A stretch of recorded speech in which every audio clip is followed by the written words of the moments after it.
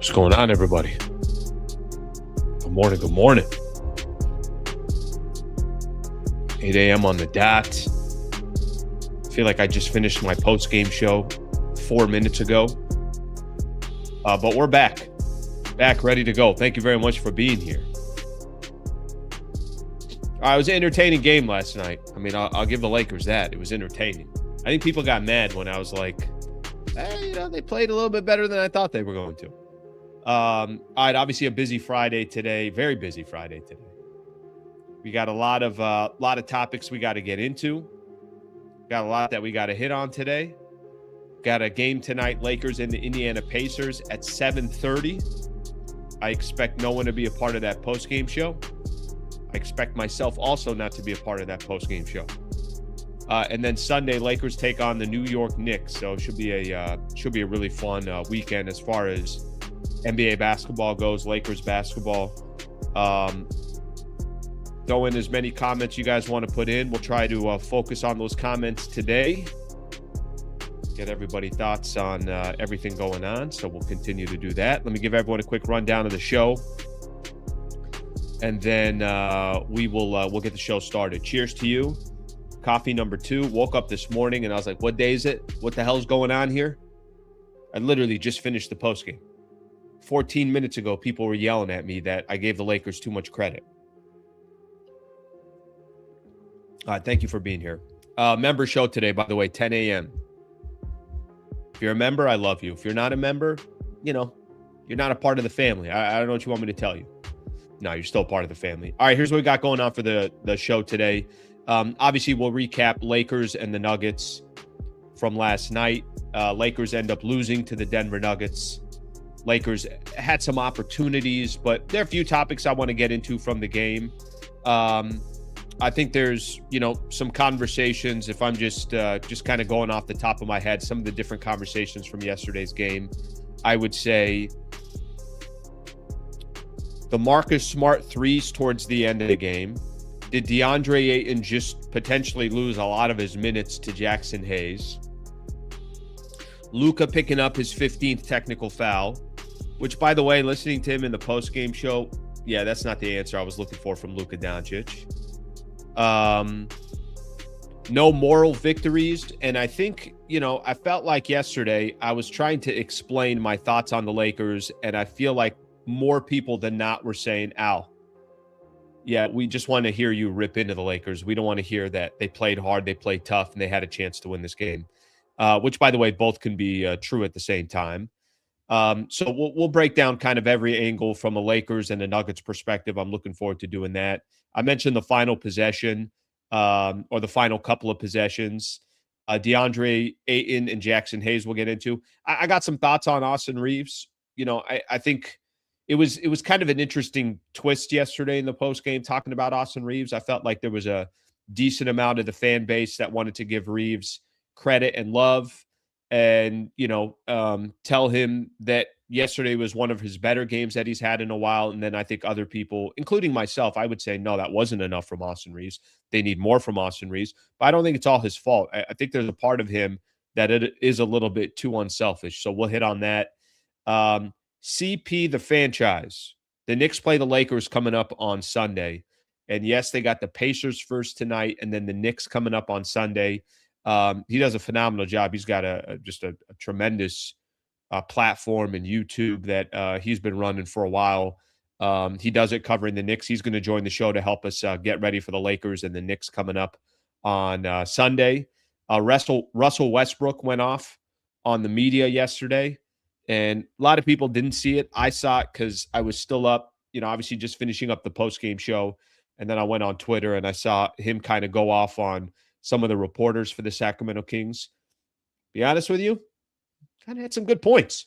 We'll play a piece of that. We'll react to it as well. NBA news, weekend preview, call it a day. Thank you for being here. Appreciate you guys being here. All right, let's take a look here. Let's see what we got here. Let's take a look at some of the comments before we get started on the show and go from there. Let me see what we have here. Let's get a couple of these here. Sliwa said, Buenos dias, Slee. going to the gym to take out my frustration on that loss, and terrible officiating last night. Go do your thing, bro. If there's one thing that you got to do, you definitely got to go take it out on the gym. You know, I got to be honest with everybody. Hey, this week, not a good gym week for Sliwa. Not a good gym. Not a good week. But there's still some time here. I still got a little bit of time here. Somebody's thrown in a quote to us. Hardships often prepare ordinary people for an extraordinary destiny. I like that a lot. Free throws and layups. Simple as that. Coffee and sleep. Nothing better. Good morning, hot seat city. Now, I don't know what that means. I don't know if people are saying. I think what happens sometimes, this is what I've noticed on the channel. What I've noticed on the channel, there are times where everybody's mad at the Lakers and they're saying, you know, Pelinka should be on the hot seat. They say JJ should be on the hot seat. And then there are times I feel like people like Slee, you're on the hot seat too. And I'm like, what the hell are you guys talking about here? I thought I ran the channel. Apparently I don't run the channel. So maybe I'm on the hot seat as well. If Gordon, Watson, and Cam Johnson play, they blow out the Lakers. Yeah, listen, I'm going to save this one. I think we could come back to it. All right, let's get things started. I appreciate everybody being on the show. Real quick here, Slee, new layout, logo, fire. I appreciate that. All right, hopefully you guys like it. Still working on it. I'm going to make tweaks as we go, but this is what we got for right now. But thank you for the compliment there. Okay, let's kind of get started here and give our thoughts on the game. So yesterday, game ends, and I come on. I'm gonna give you my honest thoughts, how I felt after the game. Okay. And maybe this just kind of shows us what your expectations are for the Lakers based off of what they've already told us. I mean, they were putting on stats. What was the game on yesterday? Amazon Prime. They were putting up stats. Here are the Lakers. Forget the 500 record. They went 600 record, which is, you know, going to be most playoff teams. So it's fair for them. But I've never really seen people say, what's the Lakers record versus teams above 600, not above 500. But we've created kind of a narrative in our head that, yeah, the Lakers lose games like last night. The surprise is not the Lakers lost. The surprise would be that the Lakers win. So I come on the post-game show yesterday, and here are the things that here are the first things that jump to my head. Some of the things that come to my head, I'm like, all right, well, you know what? This game came down to the wire. It was competitive. They had chances to win the game. And then, you know, there's also the part of where, well, they're missing basically three starters, literally three starters. I'm not 100% sure. It's Peyton Watson starters that come off the bench, whichever one.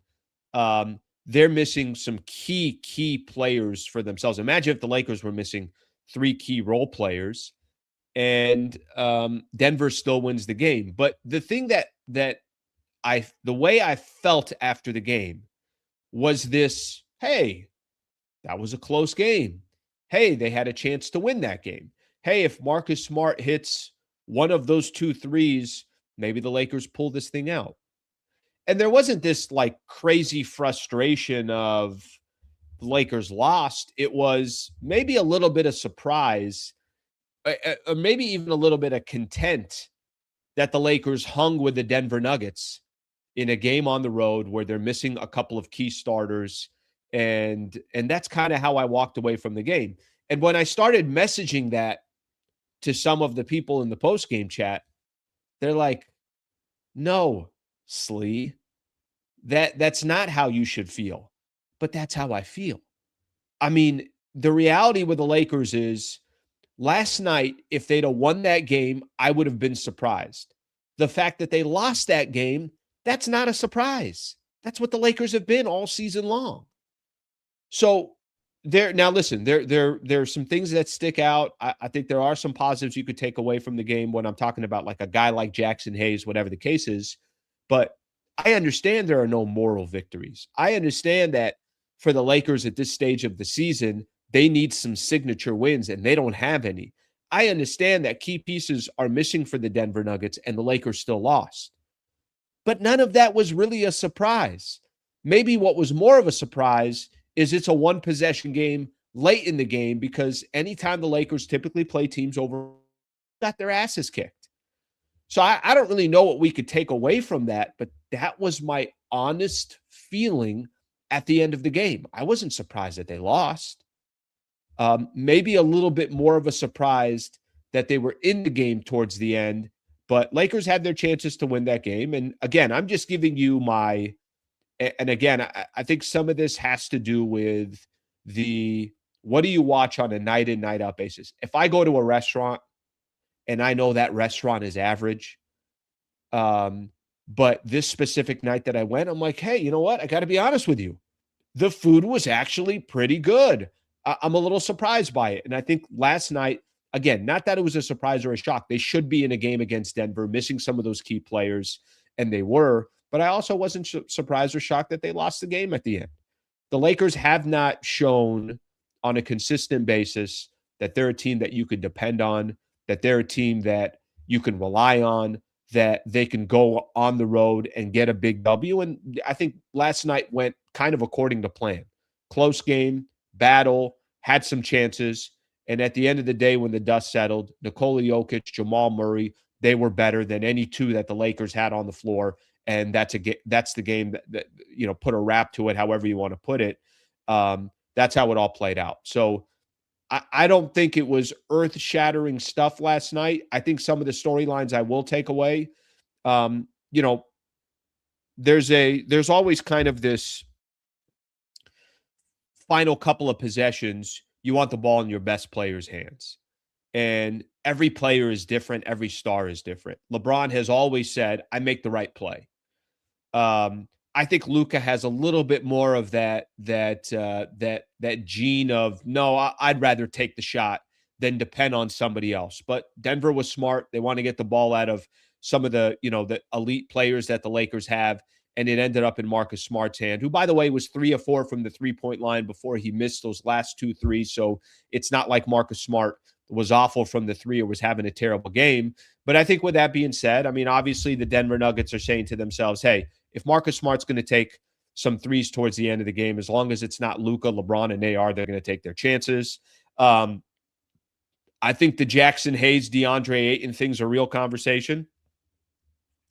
Ayton obviously only plays 5 minutes because of a knee issue he's having in his left knee. I think before the All-Star break, it was his right knee. So we'll see what happens. Maybe he plays tonight. Maybe he doesn't play tonight. But Jackson Hayes, I think, gives the Lakers just this. He gives them energy that they don't have. And I wonder if he's going to get more and more opportunities as the season progresses. So and I'm going to start reading some of the comments because I do want to read what people got to say. But for me, I don't think anything was shocking last night. I don't think the Lakers losing that game was a shock. I wasn't surprised that Denver pretty much, they never trailed in the game. So they had a lead the entire way.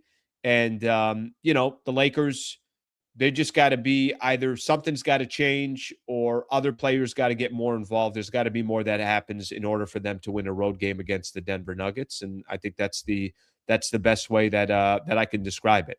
Okay, let's do this. I'll take a look at some of the comments because I think today is a good day to obviously get everybody's thoughts and opinions and go from there. Let's see a couple here. I would have woke up more frustrated if they would have gotten blown out. They started so slow and behind the whole time. I'm gonna go back to what I said earlier. Nothing played out as a shock. The shock would have been the Lakers won, not the Lakers lost. Even with the Nuggets missing some key players, I just don't think that at the end of the day, I think there's a little bit of like, I kind of know what the Lakers are. Let's not pretend that the Lakers are a finished product. Last night should be the final time DeAndre Ayton starts a game for this organization. Yeah, I've said this a couple different times. There can be zero politics with the Lakers moving forward and zero concern about guys' feelings. If Ayton ain't giving you what he needs to give you, and Jackson Hayes is a better player to have alongside Luka Doncic, then play Jackson Hayes. So that part I think is no question I couldn't agree more. Let's get a couple of supers in here. Lakers versus non-contenders equals Los Angeles Lakers. Versus contenders equals South Bay. Pessimistic that Pelinka will make significant moves this summer. Listen, they weren't awful yesterday. I've seen much worse basketball from the Lakers this season, so they weren't awful yesterday for whatever that's worth. But obviously, let's put it this way: they got a game coming up against Denver.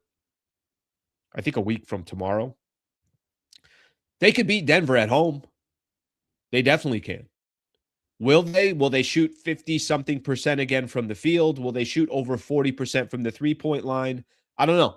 There were some things. Will Denver have 18, 19 turnovers again? Probably not. So, how much that changes, I'm not sure. But I will tell you that Lakers could have won that game yesterday. They could have.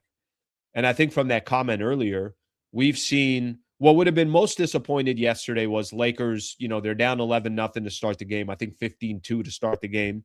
And then they just end up losing the game by 15, 20 points, and it's not a game. That would have been more of a storyline similar to what the Lakers have done. Lakers being in the game and having a chance to win that game in the fourth quarter was a little bit that was a different type of storyline for the Lakers based off of that. MG, I appreciate the super, brother. Thank you very much. Let's get another one here. Luka in the first quarter scoring and not even top 25. That was brought up a lot last night in the post-game show. Let me read this to everybody here. Luka in the first quarter scoring, who he's, always making it happen in the first quarter. I think somebody had a stat yesterday that he's 34th in fourth quarter points in the NBA. Luka is not prone to take over in the fourth.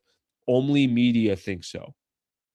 I think Luka's got killer instinct in him. I think Luka likes those big moments. I really do. I think Luka, the bigger the moment is, I think Luka Doncic doesn't matter. And I've seen him do it in the playoffs and the postseason.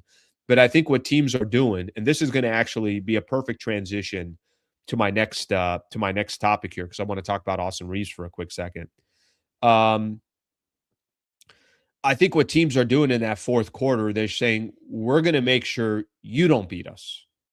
And if it's LeBron or Austin Reaves or Marcus Smart or Rui Hachimura or Luke Kennard, go down the list of all the players, DeAndre and all the players that the Lakers have, we're going to try to make sure somebody else shoots the ball other than you. So I think that's kind of where the Lakers are right now with Luka Doncic in the fourth quarter. And I think teams are smart to say, yeah, we're not going to let Luka just beat us in the fourth. It's Luka Doncic. Somebody else has got to do it. Now, what Luka's got to figure out is, how do I do it otherwise? Because it doesn't matter, because all great players are going to get guarded different in the fourth quarter or in clutch time or in the final 6 minutes or in the final 2 minutes than they are earlier in the game. So what kind of the Lakers do and how they juggle that is going to be interesting to obviously watch and see. But it doesn't mean that Luka's not clutch. It doesn't mean that Luka's afraid of the moment. It means two guys are guarding Luka Doncic. Let me kind of transition here, because by the way, thank you for the 2 supers. I appreciate that very much. Let me transition that for a quick second, because I think there's something to that. I think there's a conversation to be had specifically on the Austin Reaves front. I want to have that conversation. Before I do so, let me just real quick give a shout out here to one of our partners, Harrah's Resort SoCal. Looking for a staycation? I really encourage somebody that wants to get out of town, is looking to stay at a beautiful resort, is looking for phenomenal entertainment, phenomenal food, and is trying to be smart with their money. Do you know how much money it's going to take you to go book a round trip ticket somewhere for 2 people? And then you got to park your car at the airport. Then you got to go rent a car. And then you got to go get the hotel. And then whatever you spend before you even get there, you're already down X amount of dollars. Why do that when you can stay in your car, be at Harrah's Resort within 1 to 2 hours, wherever you are in Southern California, enjoy one of the best resorts with over 1,000 luxurious rooms located in the Palomar Mountains, which is in North San Diego. It's such a beautiful part of SD. And you got all that entertainment that's there in front of you. It's smarter. It's more efficient, and it's much easier to get out there. The other great thing about it, if you look on the description of this video, we have a link there. If you use that link, 20% off when you book. So use the link in our description. Harrah Resort SoCal. HarrahSoCal.com is the website if you want to look at all the amenities and everything else. But do me a favor. If you are going to book, use that code that we have. Use the link that we have in the description. We'll get credit for it as well, which is exactly what I want to do. I want to show them that obviously listeners here want to enjoy the property, but also do it because you're going to get 20% off. Shout out to Harrah Resort SoCal. Okay, let's keep rolling here. Austin Reaves. Talk Austin Reaves here for a quick second. Guys, the guy's not – I'm going to just give you guys my thoughts on Austin Reaves, but let me play out this scenario real quick. Reaves right now, and I appreciate all the supers. I'll make sure I'll get to them. Got a guest coming up at 8:30, so I'm going to try to do what I can here with the flow of the show. Reaves last night did not have a bad game, so I don't want to come off that Austin Reaves had a bad game because he didn't have a bad game. I thought he was okay. I thought the 7 assists, a couple of rebounds, was good on the defensive side, was active. His hands were everywhere, hustling for loose balls, diving on the floor. I didn't think he had a bad game. I didn't. But let me just kind of give you guys my take on Austin Reaves here, and I'm going to do the best I can to just kind of describe what the Lakers need from Austin Reaves. You see, not every player plays the game the same way. I'll give you an example. The Lakers need something from DeAndre Ayton, and DeAndre Ayton just either he can't give it to him or he doesn't want to, doesn't care enough. Austin Reaves is not one of those players. Reaves is going to play tough. Reaves is going to play hard. Reaves is going to roll up his sleeves and go to work. Reaves is going to be Austin Reaves. This is kind of what he does. It's why he's made a great name for himself in the league. Here's the problem with Austin Reaves, and here's the problem with the Los Angeles Lakers. Reaves had 16 points yesterday. Very efficient from the field, by the way. 6 of 11 from the field. I think got to the free throw line 4 or 5 times, something like that. Not enough free throws between Luka and Austin Reaves. Denver took twice as many free throws as the Lakers. You do with that what you want. I'm not here to bitch about the refs. Why would I do it? I got Luka already can bitch to the refs. I mean, I don't need to complain to the refs. Luka can complain for everybody. Don't worry about complaining to the refs. Luka's got that under control. Luka might also be sitting on the sidelines if he gets one more tech. Here's the issue with Austin Reaves. If you're a big Austin Reaves fan and you love his game and you think he could be a corner piece for the Lakers in the future and you think he's going to get paid this summer by the Los Angeles Lakers and he could be one of the key players to a championship team with Luka, and then obviously you got to figure out the rest of the roster, and I think it's safe to say Lakers got a lot of figuring out to do. If that's what you want for Austin Reaves, and if that's what you believe about Austin Reaves, then he's too unselfish. My issue with Austin Reaves right now, it's almost a compliment to him. He's too good to be this uninvolved on the offensive side of the ball. They don't need Luka taking every shot. They don't need Luka to have the ball in his hands 90% of the time. That's not good offense, and that's not going to get you where you want to go. And I think there's plenty of times where Luka's probably saying to himself, damn, if I get a little bit of help here, that would help. LeBron, I think what you're getting from LeBron is the max that you get from LeBron at this stage of his career. Most of his contributions are going to come in the first half. I think by the time you get to the fourth quarter, he's probably gassed, whatever the case is, 41 years old. The problem I have with Austin Reaves, and the problem I have, I think, with the coaching staff and everybody else, why are we handcuffing Austin Reaves all of a sudden? And why is Austin Reaves handcuffing himself? I know what he's trying to do. He's trying to do the right thing. He's trying to be the right player. He's trying to make the right decisions. Lakers are out in the first round if Austin Reaves keeps averaging 16 points a game. How many times during the broadcast yesterday did you hear everybody out there? It was Van Gundy, Jeff Van Gundy. No, Stan Van Gundy yesterday. Stan Van Gundy. How many times did you hear him in the broadcast saying they got to get Austin Reaves going? They got to get Austin Reaves going. Part of that is on Austin Reaves. Austin Reaves had opportunities yesterday where it's like the guy in front of you cannot guard you. He's thinking too much. There is no flow to his game right now. He's depending too much on, well, Luka's there. I'm going to give Luka the ball. F that. Go do your thing. I mean, if the Lakers are just going to rely this much on one player in Luka Doncic, we already know they're going to be dead in the water if that's the case. The only shot they have is if Austin Reaves starts becoming the version of Austin Reaves that he was earlier in the season. So, my thoughts on Austin is this. He's too unselfish for the Lakers. Austin Reaves has got to be more selfish for the Lakers. He's too good of a player.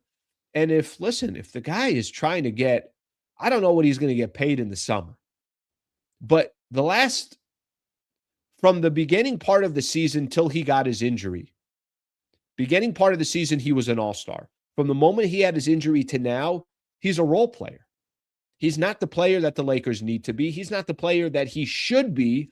And I think the Lakers, I think there's a lot here. I mean, just look at last night. The top two players for the Denver Nuggets, Nikola Jokic is the best player in the world. Jamal Murray's right there with 28 and 7. Daggers, big-time shots, very aggressive. And I know they play completely two different positions. I know it's not apples to apples, but Lakers are going to need more from Austin Reaves. I don't know what you want me to tell you, but I really, really genuinely believe if they're going to be anything in the postseason, he's got to be more, and he's got to be more aggressive. And I think there's a piece of this also from the JJ Redick and the coaching staff side of things. They got to find ways to get this guy more involved. But he is way too much of he's now kind of becoming, well, I pass the ball and I go sit in the corner. Listen, he's already not going to be the player they need him to be on the defensive side or anything like that. So he's really got to find ways to be more aggressive. That's my take. You don't have to love Austin Reaves. You could say you can't pay Austin Reaves that money in the offseason. That's fine. You can make any of those arguments. But as we sit here right now during the season, Austin's got to be more aggressive. He's got to be more aggressive. All right, let's see some of the comments. All right, this is Aiden. He'd rather run the offense through old man LeBron, and look where we're at. Let's be honest, please. JJ is literally the coach. All right, let's get some more in here. And you might say this. You might say, Slee, we watching the same games. You might say, Slee, there's a lot of games where he's inefficient because he has been inefficient in some of these games. But last night, he wasn't inefficient. The guy literally had 11 shots. He's got to average 15 to 18 shot attempts for the Lakers. I mean, he really does. And like I said, if they're going to have any shot of making any noise by the time, the playoffs come, you can't have Austin Reaves being 16, 3.5, 3.5, which has been his stats. Listen, this is a big part to do with, like I've said from the beginning here, this is just as much on JJ as it also is on Austin Reaves, as it also is on Luka and the entire team. It can't be one-dimensional. Right now, Lakers too one-dimensional. AR starting games with Luka is a huge issue. Yeah, listen, I've been saying this for maybe about a week and a half, 2 weeks now. I'd like to see AR come off the bench. I love that James Worthy suggested it as well a couple post-game shows ago. But, that piece of it, I don't know what to tell you. I don't think it's going to happen. Ayton is the problem, not AR. I'm not telling you AR is a problem. I just want him to be more aggressive. It's obvious AR plus Luka is a recipe for a disaster. The best teams immediately attack them, and we start games with a huge deficit. Can't take away later. All right, then have him come off the bench. But, I've said this before. I just don't think they're going to take him off them. I could keep yelling it off from the top of my lungs that I think that's what they need to do, and nothing seems to be showing that. All right, let me get a few of these supers in here before we have our guests come on as well. Denver's 1-2 better than our 1-2, and role players better than ours. I mean, the 1-2 ain't even close because Nikola Jokic, first off, they mix well together. That is peanut butter and jelly. That's here's your big. I can also get you 12, 13 dimes. Nikola Jokic, we don't even need to talk about. And Jamal Murray, they run so much action through Jamal Murray as well. It's a perfect combination. The problem for the Lakers, I've said this before, if that's peanut butter and jelly, my comp for Austin Reaves and Luka Doncic is peanut butter and almond butter, as in it's way too similar. It's just a preference of which taste do you like. So that's not even close. That's not even a conversation. I completely agree with that. All right, let's get another one here. Slee, what percentage of JJ's bad coaching decisions against top teams accounts for their losses? We need experts. Can't waste Luka in 3 years for JJ to gain it. Get Mike Malone. Smart ain't Kennard. Yeah, he's not Kennard when it comes to the 3-point shooting. Okay, a couple things in regards to this. Let me kind of jump around here for a quick second. So here's what I'll say on the bad coaching decisions and everything else. JJ's had some ups, he's had some downs. I think he's also had some players that have definitely not delivered. But I think there's a little bit. Sometimes I like to make things simplified, a little bit more common sense. And past stored, I appreciate the 10 spot here. I really appreciate you obviously sending in the super chat. Yeah, let's say this. Every time I'm going to look back to a couple of the games Lakers had last week where I said JJ was getting outcoached. Other teams are playing tougher for the Boston Celtics. They blow out the Lakers by over 20 at home. Go look at the way their players were playing versus the Lakers. Go look at the game against the Orlando Magic. Go look at the game against the Phoenix Suns. I know I keep mentioning it, without Dillon Brooks, without Dillon Brooks, and without Devin Booker. He's had a lot of moments where, unfortunately for JJ Redick, there are times where it's like, I don't even know if it's X's and O's, but your players aren't playing as tough for your squad as the opposing team, where it looks like they're playing tougher for their head coach. The whole wasting time thing, I think JJ is going to be there this year, and I think JJ is going to be there next year as well. And then it's going to be up to the Lakers' new ownership of whether they feel like they got to go out there and get a different head coach. But I get it. It's not like he's a proven commodity, and every time he steps on the hardwood that exactly what JJ Redick is in the NBA. I think obviously there's still a lot of question marks there. I appreciate the super, brother. Okay, I know we got a lot of supers and a lot more comments to get into. And I could come back to this Austin Reaves conversation, so we'll do so in just a second. But let's welcome in our guest. Lakers got the New York Knicks coming up on Sunday. It's a 12:30 game, and very happy to have CP, the Fanchise, on the show. What's going on, CP, brother? How are you? Good, man. Hope you're doing well. It's very surprising to see what's happening. This friction between JJ Redick, now Luka Doncic, and especially with JJ coming in. He was supposed to be the golden boy, and all this smart X's and O's, and he's going to usher in the new generation. And that static, it's very interesting right now, man. What have you made of it? I wasn't able to catch you at the top of the show, but just give me your general thoughts right now. Well, first off, let me say thank you for coming on. So you do a phenomenal job. Obviously, you got the entire pulse there in New York on your channel, and you do a great job. So thank you for coming on the show, and I'm looking forward to previewing you this Lakers Knicks game. It's interesting with JJ. I think the thing that will always be talked about until it's not a conversation is, does this guy have the experience, right? And the answer is no, he doesn't have the experience.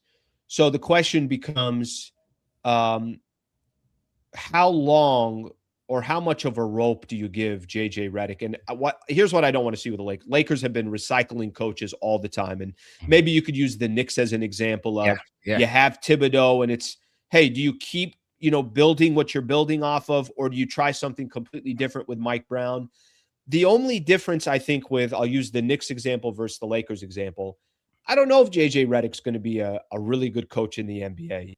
And typically you don't know until somebody's in the league for 3 to 5 years. And what is he doing with certain teams? What's the expectation for that team? So I think there's always going to be that question mark with JJ Redick. I thought last year in the playoffs was a terrible representation for him. And that was his first time ever as a head coach in the playoffs. So it shouldn't be a shock. I think this year in the postseason will also tell a lot of the stories. So I think Laker fans are quick to question whether he's the right guy, and I don't blame them. Yeah, the coaching evaluation in the NBA, it's so tricky, man. And I feel your pain. And, from our perspective on the Knicks side of things, Mike Brown has been under the microscope since he got here. Obviously, with Thibodeau taking these guys 2 games short of the NBA Finals, Mike Brown, he's got a huge bar, huge standard to meet. And even though these guys, amidst the injuries and them trying to get acclimated with Brown, they've been able to maintain a pretty high position there in the East. But the question remains, is this the system that's going to take them over the top? And, are players like Karl-Anthony Towns buying in? And so, with Redick, when you look at some of the coaching retreads of the current coaches in here, you look at, where Rick Carlisle came from, being shown the door in Detroit. Then Larry Brown comes in, he wins a championship, and people are like, oh, who's Carlisle as a coach? And then look what he did, the job that he did with the Pacers just last year. Look at Mike Malone going from Sacramento. I mean, the guy wasn't thought of as anybody, and then he goes to Denver. So I think it's just it's a combination, of course, the system and the players buying in, and also the personnel that you have. So Lakers got a game against the Pacers tonight, and then Knicks got a game against Denver. You guys are at Denver tonight? Yes, at Denver tonight, yeah. And then Lakers will take on the Knicks coming up on Sunday. So if you need any scouting report on the Denver Nuggets, just let us know. I mean, this one's not really that good of a scouting report. Jamal Murray and Nikola Jokic, pretty good players. Just a heads up. They're pretty good players. But you're catching them on a second of a back-to-back, so that might play to the advantage of the Knicks. Let me. I got a couple questions for you, and then we'll get into the Lakers-Knicks game coming up on Sunday. But it's funny. I thought this was my assumption coming into the season. I thought the Knicks, especially with some of the injuries in the Eastern Conference, obviously Tatum coming back, so that's a different conversation. Tyrese Halliburton. So I just assumed 1-2 in the East would be Knicks and the Cavs. I just assumed coming into the season. That hasn't been the case. Not to say that, obviously Knicks aren't in the mix. Can you give me just your overall assumption of what surprised you so far this year with Knicks basketball? What's kind of gone as planned? And how do you feel of where the Knicks are? Well, from the surprising standpoint, it's definitely the depth and the new additions to fill out that depth. Because, as I said at the top of the show, last year the Knicks were very fortunate to not have to deal with the injury bug as much as many NBA teams have. This year, it seems to be they're back to the pack where they've had to shuffle guys in and out of the starting lineup and in and out of the bench. But the emergence of guys like Landry Shamet last year coming in on a vet minimum and not really being trusted by Tom Thibodeau until very late. He chose very late to get him infused into that Pacers series, and that was part of what cost Tom Thibodeau's job. But this year, Shamet has been electric. He's been a 40% three-point shooter. Mike Brown said when he came in and took the Knick job and he's watching film, Landry Shamet's film, it was really jumped out the charts. And especially the way that he moves within the half court, always moving, always relocating, has a tendency to be aggressive and taking the ball to the basket and scraps defensively. I mean, this is a guy that's had dislocated or shoulder separations in 2 straight years, and he's still running through screens with a gusto. And the emergence of Mohamed Diawara, 51st pick in the second round of the draft, and he's become a 40% three-point shooter when in his whole career in France, he was at 28%. So he's really taken a leap. And for a Knicks team that doesn't have much assets to deal with, they traded a ton for Mikal Bridges, and they're nearing that second apron. Getting that extended bench value has been major for them. And so that's definitely been a surprise. What's been disappointing, it's hard to say that he's been disappointing because he did make the All-Star team, and you look at him leading the league or near the top of the league in rebounds and double-doubles. But Karl-Anthony Towns, and when he came out, when training camp started, and they asked me, "What do you think about Mike Brown?" And he looked at the camera, he said, I have no idea. I don't know. I don't know my role." And everybody was like, "Whoa, 5-alarm blaze." And I overlooked it. I said, he's just being coy with the media. He doesn't feel like answering those questions. And throughout this season, they've both been under the spotlight. And in terms of Towns' fit, and Mike Brown calling him out sometimes for his effort, his lack of hustle. Mike Brown wanting to see him be more aggressive in that read and react system, like pick your spots, read what the defense is giving you and make a move. And so there's just been this chicken and egg debate with Karl-Anthony Towns in terms of, is he being forceful enough? Are his teammates finding him? Because if he's not the best version of himself when it really matters in the playoffs, the Knicks won't really have a chance at contending here. Yeah, it's interesting. As an outsider, I always ask every time I have a guest on, I love an outsider perspective on the Lakers. And I'm going to use the Knicks as a quick example. From an outsider, I always feel like everyone's pointing the finger at Karl Anthony Towns on the Knicks. Yeah. And listen, I don't know. I'm not watching Knicks basketball every day. I did watch their last game when they took on the Oklahoma City Thunder. It looked like they're going to get blown out of the gym. I want to say at the half, Knicks were down 10. Holmgren's hitting every three possible. Oklahoma just looked like they could do whatever they want. And then, towards the end of the game, Knicks not only make it a competitive battle, but had a couple of chances to tie it. But I always feel like Karl Anthony Towns, anytime anybody says anything about the Knicks, I feel like the finger is always pointed at him. Let's just look a little bit past Karl Anthony Towns. Does this team have enough pieces? Does it have enough consistency? Does it have enough identity? Is the coaching in the right position? Do you expect them? Because I'll go back to before the season started, I just assumed, I'm like, this got to be Knicks and the Cavs. We know the Cavs already made a trade. We'll see what happens with James Harden. But the Knicks, it just felt like they have a good enough roster to make the NBA Finals. Is this a kind of they have to get to the NBA Finals? Is that fair? If they don't get to the NBA Finals, what happens? I'm just kind of curious from a Knicks fan perspective and then media in New York. If it doesn't happen, what's the next step from there?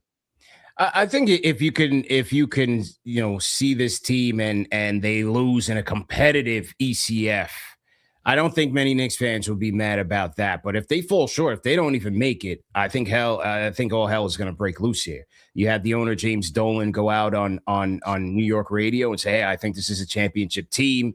Obviously, you've had the whole Giannis thing floating around since the last offseason. You're going to hear about it this offseason for both the Knicks and the Lakers, especially if either team falls short of their goal. But for the Knicks, I think an Eastern Conference final expectation is reasonable. Like, I was like you. I thought this was going to be a Knicks and Cleveland two-team race.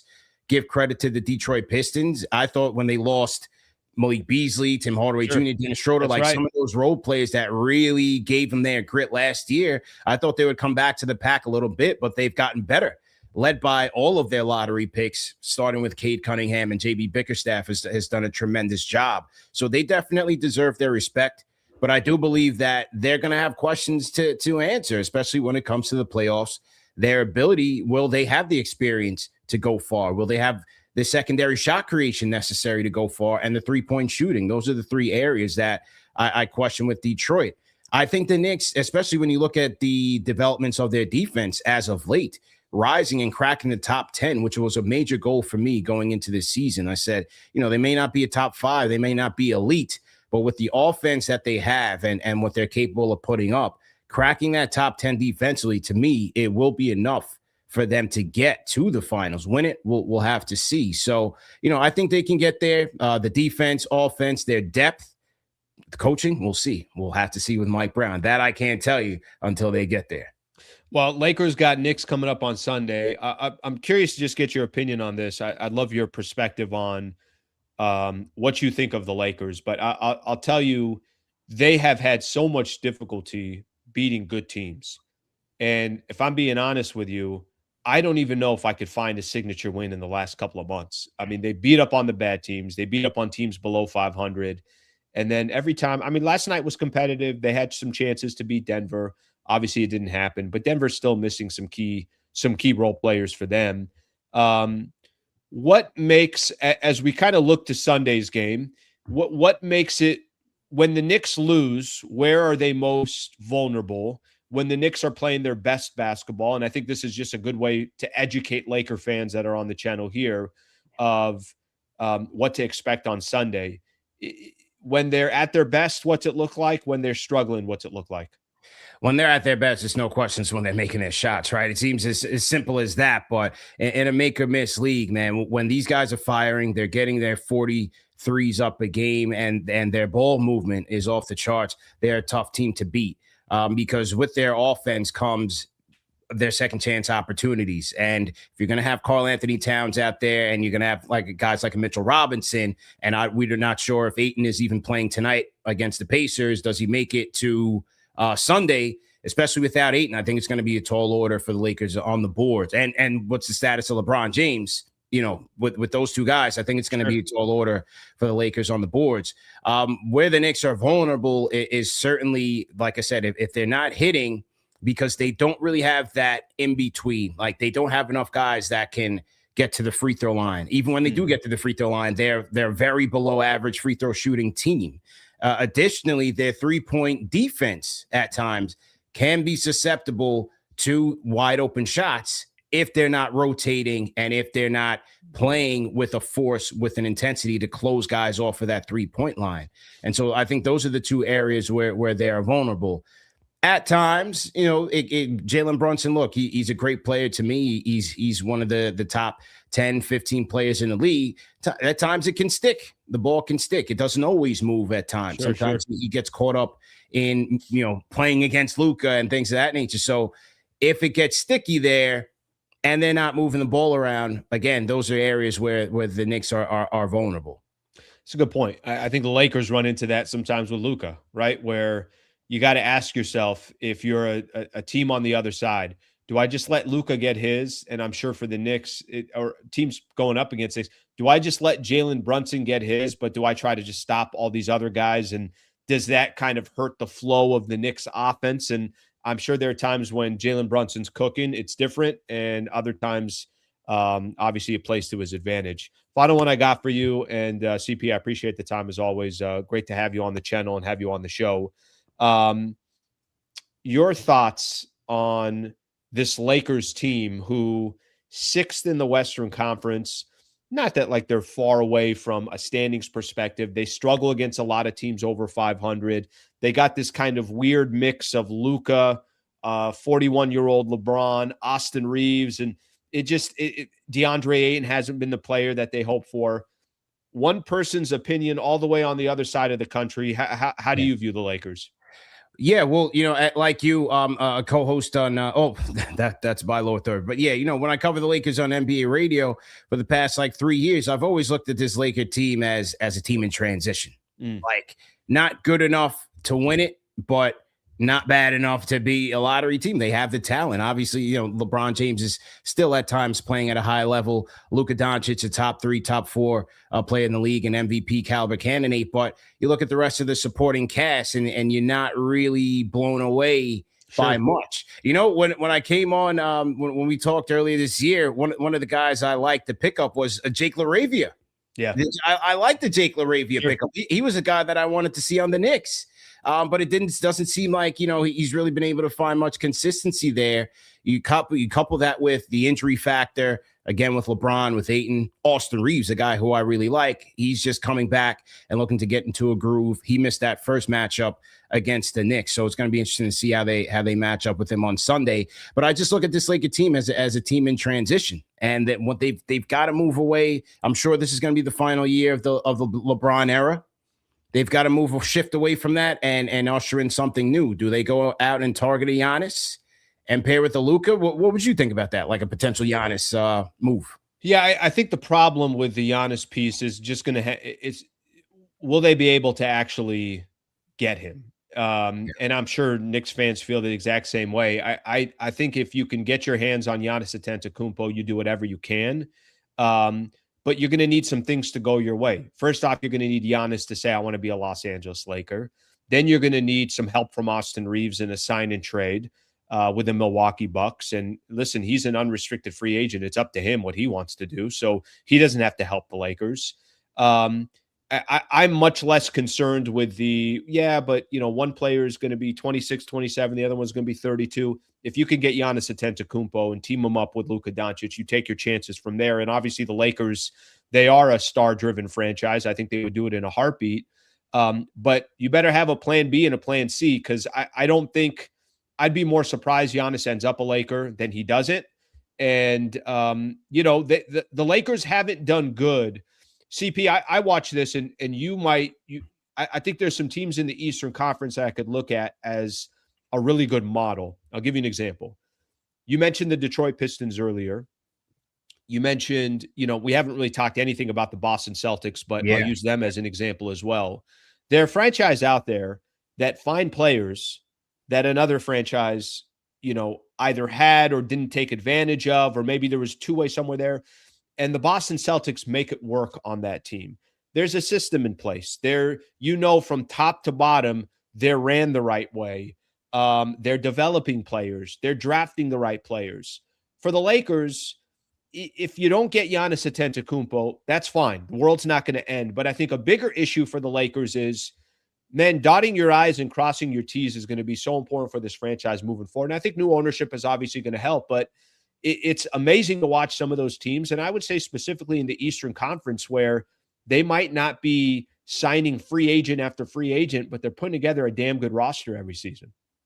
Yeah, one of the things I'm going to be curious to see is once they move from that LeBron era, do they feel like they'll be good enough to just pair role players around Luka and Austin Reaves, right? Because they're always going to be a high floor when you have Luka Doncic and then you have Austin Reaves there. They're not going to be bad enough to really cash in on those draft picks to say jump into the lottery and really get a game changer.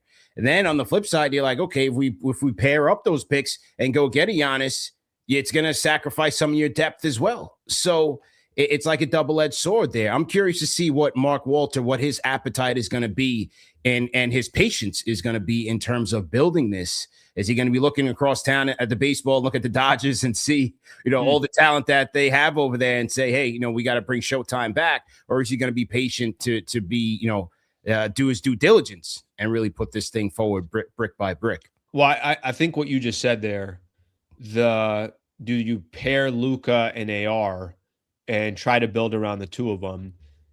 Just from my perspective, I think they're going to struggle if that's the game plan. Because even if you go out there and get the right role players and everything else, I mean, go look at OKC's not going anywhere. Loaded. San Antonio's not going anywhere. There's some other franchises too that, feel like they're moving in the right direction. So I'm with you that that seems like that would be definitely tough to do. CP, thank you, brother. Lakers and the Knicks coming up on Sunday. That's a 12:30 game. Appreciate you coming on the show and definitely love all the insight. All right, man. Have a great weekend and hopefully we'll connect with you soon. Anytime, man. Have a great weekend to you and your listeners. All right, man. Thank you. All right, that is CP right there. All right, good stuff. Yeah, it's interesting looking at the Lakers right now and specifically what he just said about the Austin Reaves, pairing Austin Reaves and Luka, and like that's the future. I'm like, that ain't going to get it done. I mean, obviously they would have to have basically a perfect roster after that, but I don't think I have to sit here and tell anybody that that's obviously not going to be enough. All right, we got a lot of comments that we got to get into. That helped us preview a little bit. Listen, that's a good game on Sunday, Lakers and the Knicks. It's another tough game. It's going to be another game for the Lakers where, they got some work to do. Let's just put it that way. It's been one of the Achilles heels for the Lakers, which is beating good teams. And when you get in the playoffs, you only have good teams. So not much of a negotiation in regards to that. All right, quick shout out here. Brad Wallace and the Wallace firm. Injury attorneys can help anybody in the state of California. One of the things I appreciate with Brad Wallace and the Wallace firm, he's told me this a couple different times. He's like, listen, if any of your listeners just need to be guided in the right direction, have them reach out to me. I'll help. I hope nobody ever needs an injury attorney. Hope nobody ever needs Brad Wallace and the Wallace firm. Things happen in life. If something happens to you, a family member, or a friend, please go to wallacewins.com/Sliwa and get a free consultation there.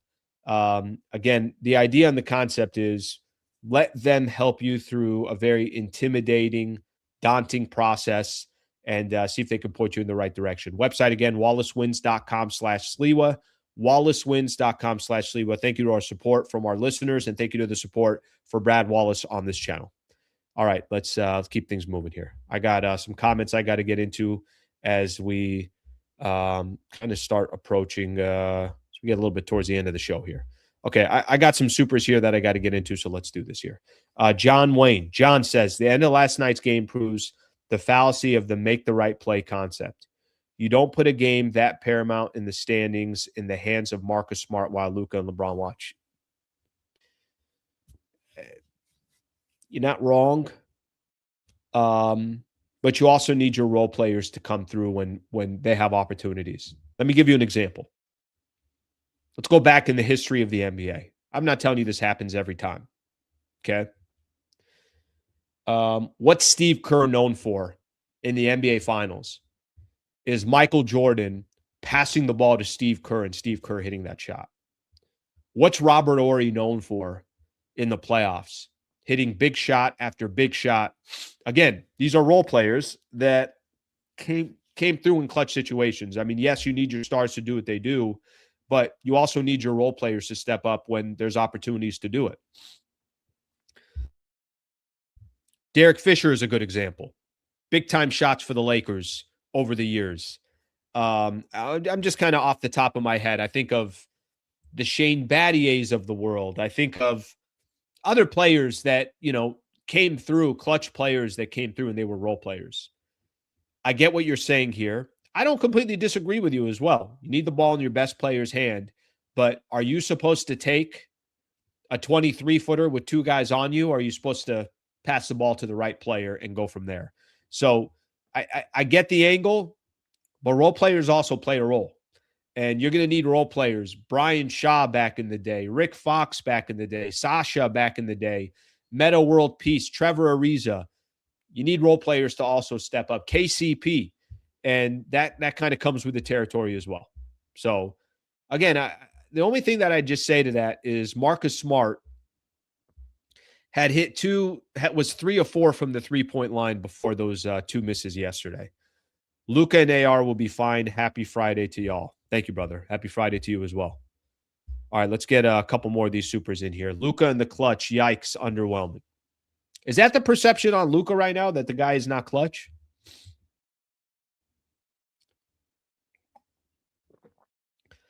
I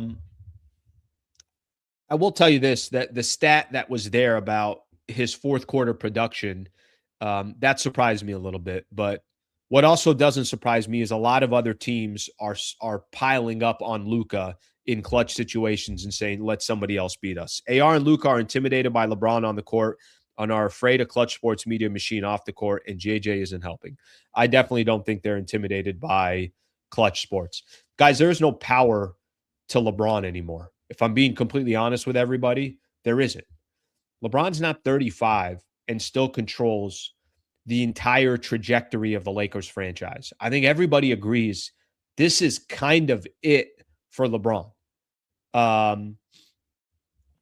That power is just not there anymore. I mean, however you guys want to put it, it's literally not there anymore. And as we all kind of sit here right now and we watch Lakers basketball, I think the last thing on my mind is clutch sports, and the last thing on my mind is Rich Paul. If it was 3-4 years ago, Anthony Davis is on the team, LeBron's on the team. They're both represented by clutch. Mark Walter doesn't buy the Los Angeles Lakers, and LeBron is still a top 5 player in the league, and Anthony Davis is still one of the best two-way players in the league. That's a different conversation. I don't think that's relevant in today's world.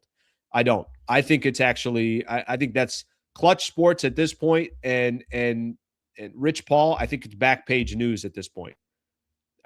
One person's opinion, but that's my thoughts on that. All right, let's keep moving here. I'm going to hit on something here real quick because I really didn't get a chance to do it, and it is what it is at this point. We'll see what happens. Luka's one technical foul away from getting his 16th technical foul. He had some quotes after the game. Whether he should have got the tech or not, I don't know what to tell you, but I'm going to read something that this was the referee pool report on Luka's technical. This is Ed Malloy, and I saw Kobe Price put this out yesterday too. Doncic was issued a technical foul for using profanity directed towards a referee. We are trained to not stop on offensive transition when calling a technical foul on the defense. So they're trying to explain why they gave Luka the technical. Luka in the postgame, to be honest with you, gave an answer that I hated. He's basically, I didn't even say anything. I heard other people say the same thing. I wish he would just take some responsibility for it, but he's not taking responsibility. Whether, he deserved a 15 technical foul or not, I don't know what to tell you. I don't know what he said to the referee. But what I don't hear from Luka is I never hear, it's on me, it's my mistake, I'm not getting another technical foul the rest of the season. I'm telling you all right now, I'm not getting another technical. I'm not hurting our team. But he didn't. He said, I don't know. I can't predict the future. And then he also said that, I can't believe the referee gave me a technical foul. It was kind of that vibe from it. We'll see what happens. But I said this yesterday. I'll say it again. If there's a technical foul called on Luka Doncic and he's suspended for the next game and Lakers lose that game, and maybe that game has an effect, maybe it doesn't in the NBA standings, but you see how close the standings are, 3-6, and it'd be disappointing. And he's going to get kind of dragged in the mud if that happens. And I'm definitely going to be as honest as possible if that happens as well. That's Luka's responsibility here. I'm not here to sympathize with Luka on, whether he thinks the referees are targeting him or not, whether he thinks the referees are picking on him or not. I see a player that complains a lot during games, and that's what I typically see. And whether you guys agree or disagree with me on that, that's how I feel about it. All right, I want to play. I got a couple things around the NBA, and we'll do the weekend preview, and then we're going to call it. We're going to call it a day. Russell Westbrook last night. Did you guys see Russ?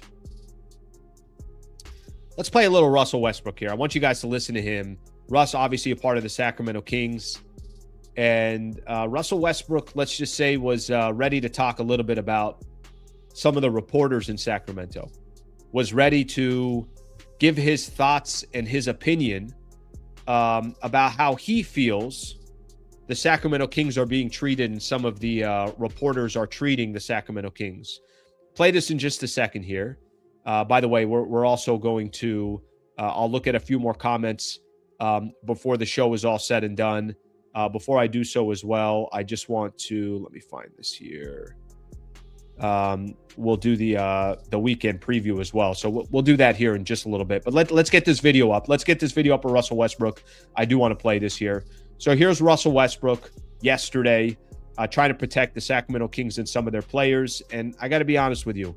Some of these reporters, damn, they went very, very quiet here. Take a listen to Russ. What y'all think, though? Because y'all got a lot of answers and y'all always be talking. No, I got no answers. It's very interesting. Y'all don't got no. You guys have a lot of opinions about how we do what we doing. What you got? No, you. Yeah, you make a lot of statements and broad statements that you have no context. So, where do you get your context from? Are you in practice? No. Are you at our film session? No. Are you anywhere around the building? Yes. No, I haven't seen you at practice. Not inside the practice. So the false context of, and actually, do you know me? I know you. No, you don't know me. Well, not your person. You don't know me. You don't know me.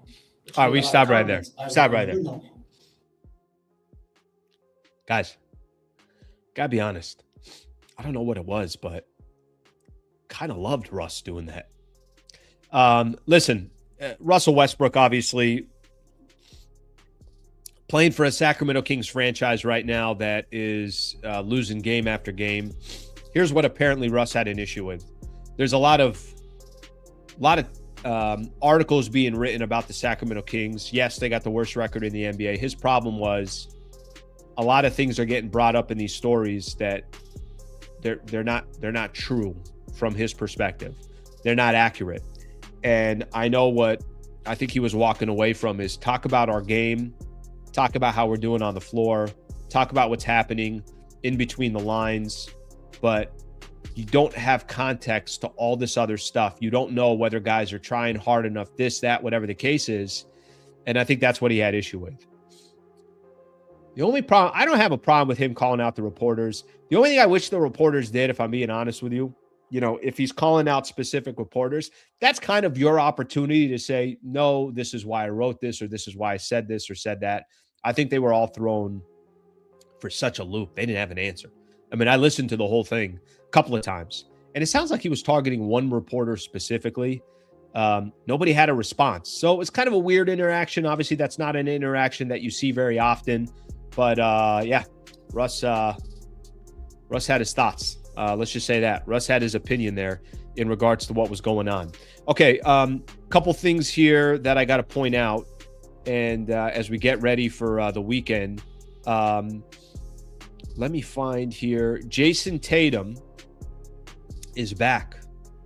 He's returning from his Achilles injury against the Dallas Mavericks. It's been 298 days since Tatum tore his Achilles. Just to kind of give some examples here, Wesley Matthews returned in 237 days. Kobe returned in 240. Chauncey Billups returned in 296. So just to kind of give some context, but he's coming back. And the Boston Celtics got the second best record in the Eastern Conference. They're already a handful. They got kind of a, I don't know if you want to call it a comfortable lead, but they're sitting in the second spot, a couple games in front of the New York Knicks, and one of the top 7, 8, 9, 10 players in the NBA is coming back in Jason Tatum. So Boston was already a problem. They're going to become even more of a problem. All right, did I see something as well? I think some people were putting out here. Suns forward Dylan Brooks arrested on suspicion of DUI. I think that came out this morning. Officers conducted a traffic stop in Scottsdale roughly 1 a.m. after an investigation. Brooks was arrested. He was taken to jail, released following the booking process around 3:30 a.m. So Dylan Brooks, who's out right now because of an injury, now also is going to be dealing, obviously, with suspicion of a DUI. I just saw that, so we saw that in the notes. Something to keep in mind in regards to that. As for the Lakers, and then we're going to look at a couple of comments, and we're going to call it a day. Part of the weekend preview, of course, is presented by the Wallace firm, wallacewins.com/Sliwa. Pacers at the Lakers tonight, 7:30 p.m. tip-off. I got a post-game show after that. No Ivica Zubac. He's out with an ankle injury, but Pascal Siakam, Andrew Nembhard, Aaron Nesmith, they got some good players. The problem is the Pacers have no interest in winning right now. And then the Knicks at the Lakers on Sunday at 12:30. Obviously, that's a big-time game for the Lakers. We'll see what they're able to do. Those are the two games for the Lakers. Those are the two key games for the Lakers they got coming up. All right. Absolutely love Russ. He's a City guy and a Bruin, soon-to-be Hall of Famer. Russ, a real one. Yeah, there was actually a lot of people that were giving Russell Westbrook a lot of credit for doing what he did. And listen, at the end of the day, like I get the idea and the concept from Russell Westbrook. Let's keep this thing about basketball. And I didn't read the article, so I don't know more of the context. I was actually looking forward to today to start reading. Okay, give me more of the backstory. How come he's targeting one reporter? What did that one reporter say? I don't know. I'll find out more about it. And if it's a conversation on Monday, then we'll have a conversation about it. But, it kind of reminded me a little bit of old Russ, if that makes sense. A lot of people got respect for Russell Westbrook, what he's done over his career. Obviously, his time with the Lakers was a train wreck. And who do you want to blame that on? I guess it doesn't really matter at this point. All right, everybody. I think that's all we got for the day. Member show at 10 a.m. this morning. So 10 a.m., we'll do a member show. If you're a member, please join me. Hang out, talk about whatever you guys want. Got a couple things that I'm going to mention kind of in the background of the channel. We'll do that as well. But solid week this week. I'm back on tonight after the Lakers take on the Pacers. Appreciate everybody being here. Please subscribe to the channel if you guys don't mind, and looking forward to seeing you guys after the Lakers take on the Pacers. Thank you, everybody.